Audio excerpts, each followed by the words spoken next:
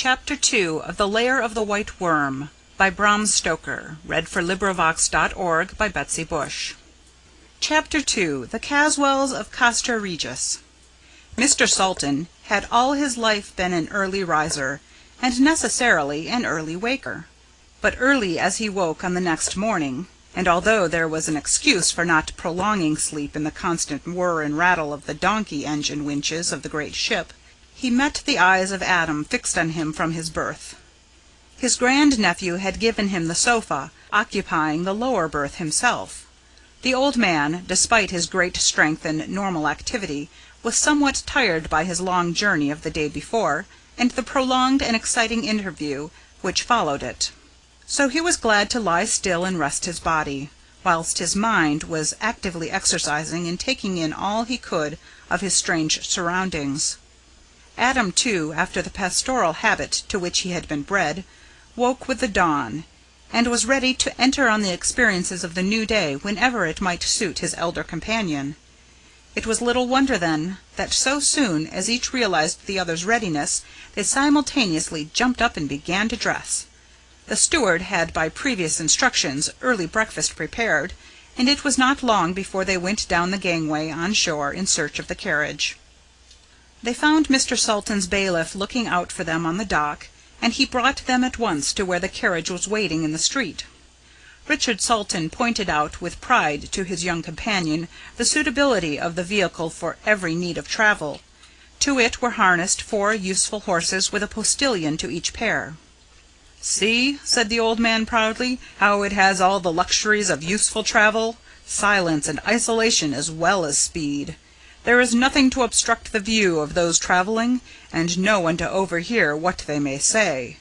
I have used that trap for a quarter of a century, and I never saw one more suitable for travel.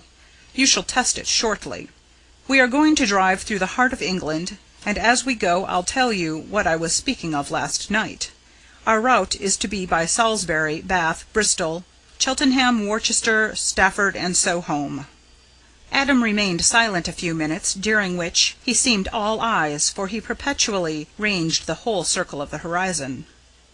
"Has our journey to-day, sir," he asked, "any special relation to what you said last night that you wanted to tell me?" "Not directly, but indirectly everything." "Won't you tell me now? I see we can't be overheard, and if anything strikes you as we go along, just run it in. I shall understand." So old Salton spoke. "To begin at the beginning, Adam, that lecture of yours on the Romans in Britain, a report of which you posted to me, set me thinking. In addition to telling me your tastes, I wrote to you at once and asked you to come home, for it struck me that, if you were fond of historical research, as seemed a fact, this was exactly the place for you, in addition to its being home of your own forebears. If you could learn so much of the British Romans so far away in New South Wales, where there cannot be even a tradition of them, what might you not make of the same amount of study on the very spot?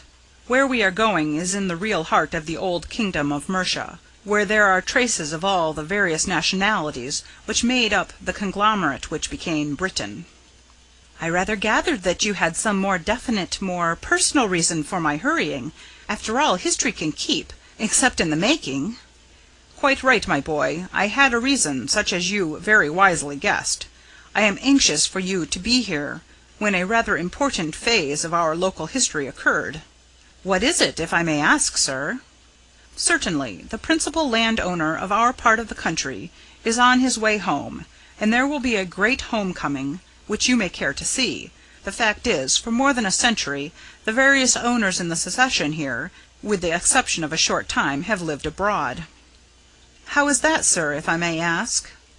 "The great house and estate in our part of the world is Castra, Regis, the family seat of the Caswall family. The last owner who lived here was Edgar Caswall, grandfather of the man who was coming home, and he was the only one who stayed even a short time.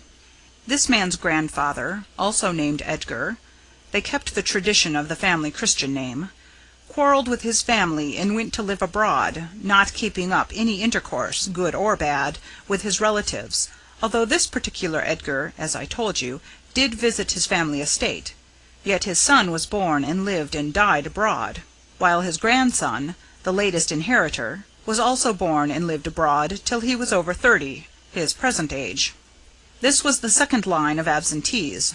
The great estate of Castra Regis has had no knowledge of its owner for 5 generations, covering more than 120 years. It has been well administered, however, and no tenant or other connected with it has had anything of which to complain. All the same, there has been much natural anxiety to see the new owner, and we are all excited about the advent of his coming. Even I am, though I own my own estate, which, though adjacent, is quite apart from Castra Regis. Here we are now in new ground for you. That is the spire of Salisbury Cathedral, and when we leave that we shall be getting close to the old Roman county, and you will naturally want your eyes. So we shall shortly have to keep our minds on old Mercia. However, you need not be disappointed. My old friend, Sir Nathaniel de Salis, who, like myself, is a freeholder near Castra Regis, his estate, Doom Tower, is over the border of Derbyshire on the Peak, is coming to stay with me for the festivities to welcome Edgar Caswall. He is just the sort of man you will like. He is devoted to history, and is president of the Mercian Archaeological Society. He knows more of our part of the country, with its history and its people, than anyone else. I expect he will have arrived before us, and we 3 can have a long chat after dinner. He is also our local geologist and natural historian, so you and he will have many interests in common. Amongst other things, he has a special knowledge of the Peak and its caverns, and knows all the old legends of prehistoric times. They spent the night at Cheltenham, and on the following morning resumed their journey to Stafford. Adam's eyes were in constant employment, and it was not till Salton declared that they had now entered on the last stage of their journey that he referred to Sir Nathaniel's coming. As the dusk was closing down, they drove on to Lesser Hill, Mr. Salton's house. It was now too dark to see any details of their surroundings.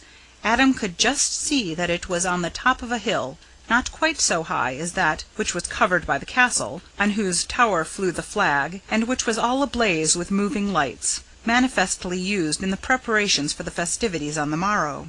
So Adam deferred his curiosity till daylight. His grand-uncle was met at the door by a fine old man, who greeted him warmly. "I came over early, as you wished.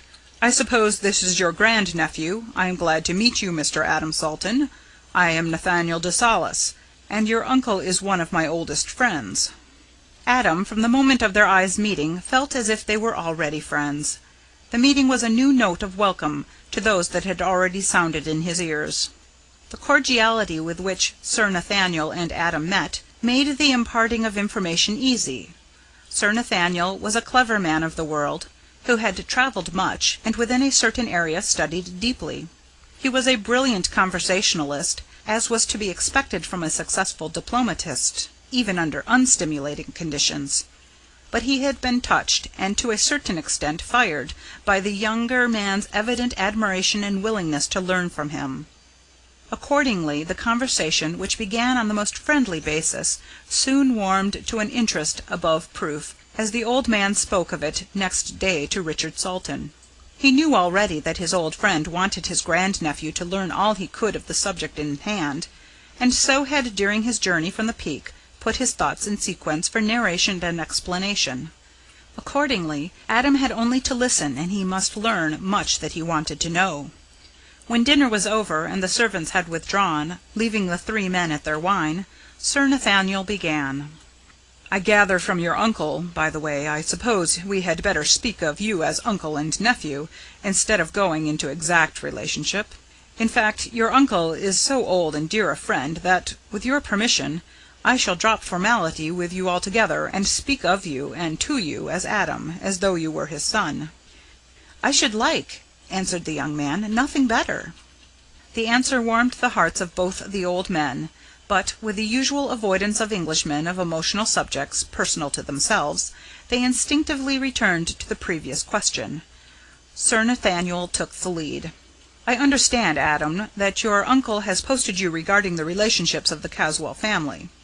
"Partly, sir, but I understand that I was to hear minuter details from you, if you would be so good." I shall be delighted to tell you anything so far as my knowledge goes. Well, the first Caswall in our immediate record is an Edgar, head of the family and owner of the estate, who came into his kingdom just about the time that George the Third did. He had one son of about 24. There was a violent quarrel between the two. No one of this generation has any idea of the cause, but considering the family characteristics, we may take it for granted that, though it was deep and violent, it was on the surface trivial. The result of the quarrel was that the son left the house without a reconciliation, or without even telling his father where he was going. He never came back again. A few years after, he died, without having in the meantime exchanged a word or a letter with his father.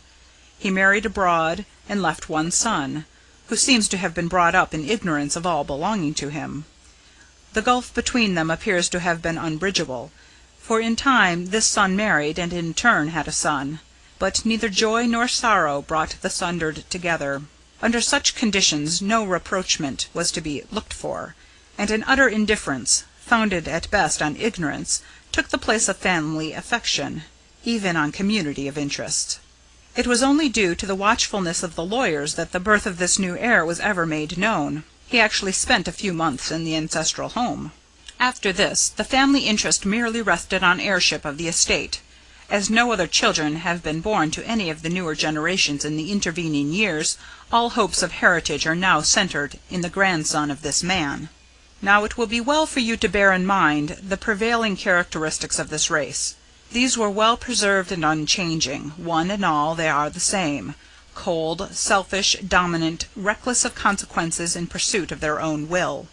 It was not that they did not keep faith, though that was a matter which gave them little concern, but that they took care to think beforehand of what they should do in order to gain their own ends. If they should make a mistake, someone else should bear the burthen of it.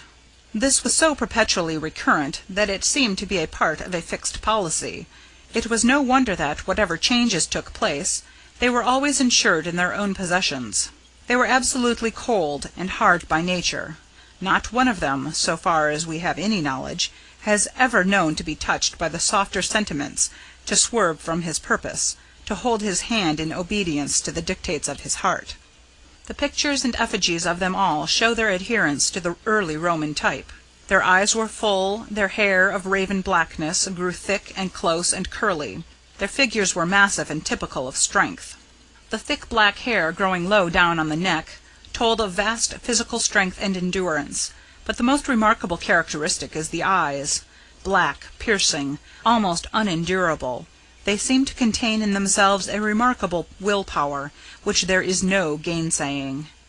It is a power that is partly racial and partly individual, a power impregnated with some mysterious quality, partly hypnotic, partly mesmeric, which seems to take away from eyes that meet them all power of resistance, nay, all power of wishing to resist.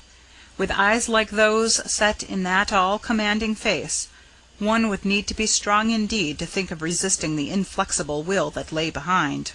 You may think, Adam, that all this is imagination on my part, especially as I have never seen any of them. So it is, but imagination based on deep study. I have made use of all I know or can surmise logically regarding this strange race. With such strange compelling qualities, is it any wonder that there is abroad an idea that in the race there is some demonic possession, which tends to a more definite belief that certain individuals have in the past sold themselves to the devil? But I think we had better go to bed now. We have a lot to get through tomorrow, and I want you to have your brain clear, and all your susceptibilities fresh. Moreover, I want you to come with me for an early walk, during which we may notice, whilst the matter is fresh in our minds, the peculiar disposition of this place, not merely your grand-uncle's estate, but the lie of the country around it. There are many things on which we may speak, and perhaps find enlightenment. The more we know at the start, the more things which may come into our view will develop themselves. End of Chapter 2. This recording is in the public domain.